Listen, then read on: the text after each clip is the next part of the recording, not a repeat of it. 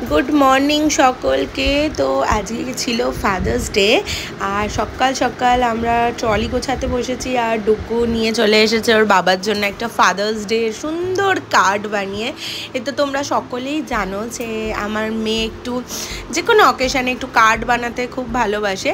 তো এখানে ওর জন্য একটু ওর সাথে মজা করছিল যে তুমি মার কার্ডটা ভালো বানিয়েছো, আমারটা বানাওনি, তার জন্য আরেকটা কার্ড বানিয়ে নিয়ে এসেছে। তো দেখো এই কার্ডটা আবার একটু ডিজাইন দিয়ে বানিয়ে এনেছে, ঠিক আছে, মাঝখান থেকে কেটে আই লাভ ইউ ড্যাডা লিখে হ্যাপি ফাদার্স ডে লিখে। তো যাকে বাবা সামনে ছিল বলে আজকে কার্ডটা দিতে পারলো, অর্জুনেরও ভালো লাগলো। তো আজকে দুপুরের লাঞ্চে ছিল একটু আম তেল, ডাল, আলু পোস্ত, বাটা মাছ ভাজা আর বোয়াল মাছের ঝোল, যদিও আমার মেয়ে কিন্তু সেটা খায়নি।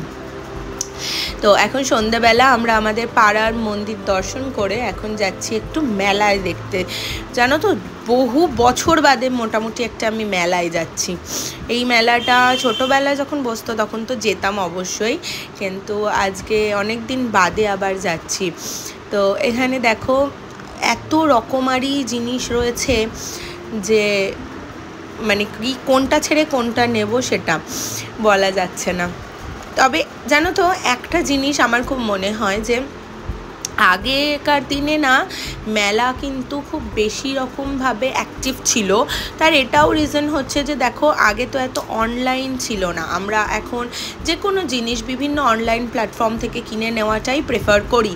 কিন্তু আগেকার দিনে কি হতো বলো তো, আগেকার দিনে তো এত বেশি রকম মানুষ কিনতে পারতো না।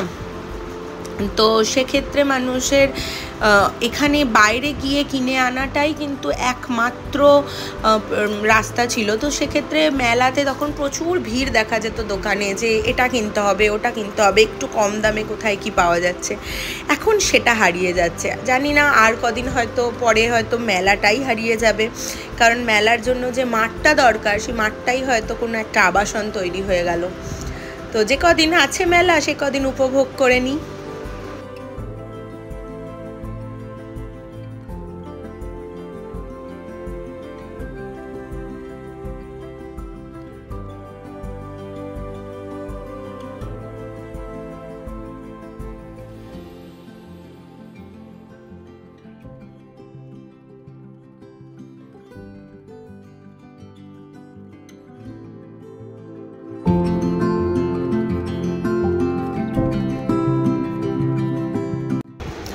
মেলা থেকে বেরিয়ে এখানে আমরা একটা রেস্টুরেন্টে একটু অল্প করে কিছু খাবার দাবার খেয়ে নিচ্ছিলাম। যেহেতু ডুগ্গু এখন একেবারেই ননভেজ খায় না, তো আজকে বাড়িতে ওর জন্য পনির হয়েছিল, তো আমরাও চেষ্টা করি কোনো রকম ননভেজ আইটেম বাড়িতে না নিয়ে আসার।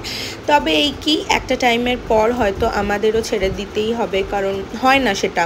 তো ঠিক আছে, চলো আজ আসি।